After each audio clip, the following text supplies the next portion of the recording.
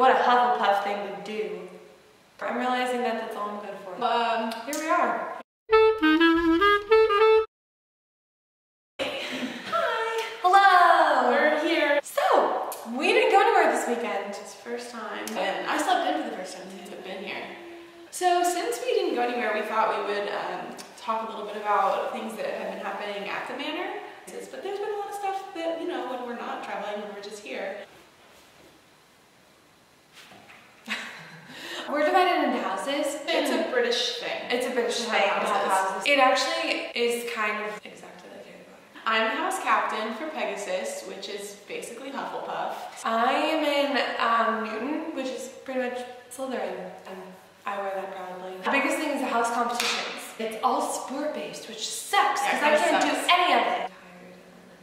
Downstairs is a hangout called the Bistro. It's open Monday through Thursday, and people just go down there and just hang out. It's super fun. I started a yoga class, so that's new. I was just like, we don't have any fitness classes, so I'm gonna do yoga. I start teaching class next week. We went to Steve and Val's again, and we met Val's parents, and they're awesome and lovely and hilarious. They're so funny. Old English people. Old English people. Like, I don't know how you couldn't meet them and not be enchanted by them. They gave us so many gifts. They spoil us rotten. And the last time we went, we were talking about how we miss Hershey's chocolate, and we came and Val had huge Hershey's chocolate bars for both of us. And then Steve, he also made, they call them biscuits, but he made cookies. And they're like gingerbread. Yeah, they're so good. I already ate on mine. He gave us 7. I learned so much when we were over there too. I learned so much about the royal family. We talked about comparing like healthcare systems. That was like a big thing. We talked about comparing educational systems. Humor. It's really interesting with differences in humor. Val always says, she's like, I don't really understand how like British comedies ever take place in America because there's so much just like background that you're not getting if you're American. Also, they taught us last night. It's weird. Did you know that eels can come out of the water and they can slither on the ground like snakes?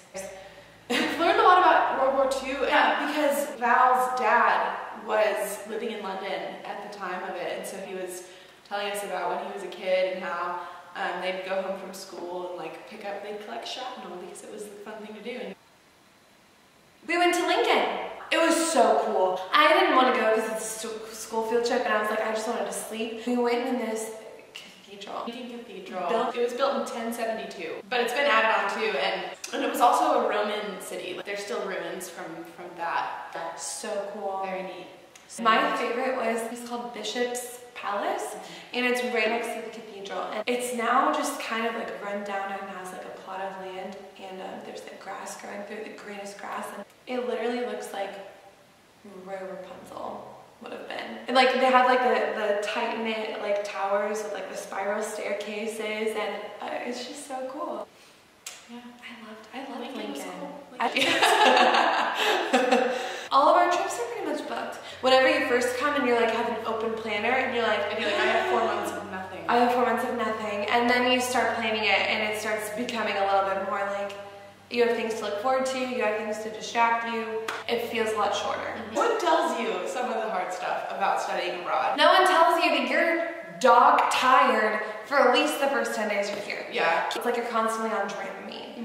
No one tells you how overwhelmed you'll be. 4 months doesn't sound like that long of a time, and in the grand scheme of our lives, it's not going to be that long of a time. We know that, but when you're standing here and there's 4 months ahead of you, and you're like, I'm not going to see people that I know until April or May, it's terrifying and it's overwhelming, and you try not to be ungrateful. Like, that was something that I struggled with a lot, was like, I'm really happy to be here and I'm excited to be here, but it's an adjustment. Life, with any big adjustment, there are going to be negative things that also come along with that, and those are just learning experiences. I hate the idea that it's a fairy tale. Getting here, it's not a fairy tale. It's not a fairy tale, but just because it's not a fairy tale doesn't mean it's not a phenomenal, incredibly, amazingly awesome experience. Not make-believe. It's still real life. Yeah, it's still real life. Yeah.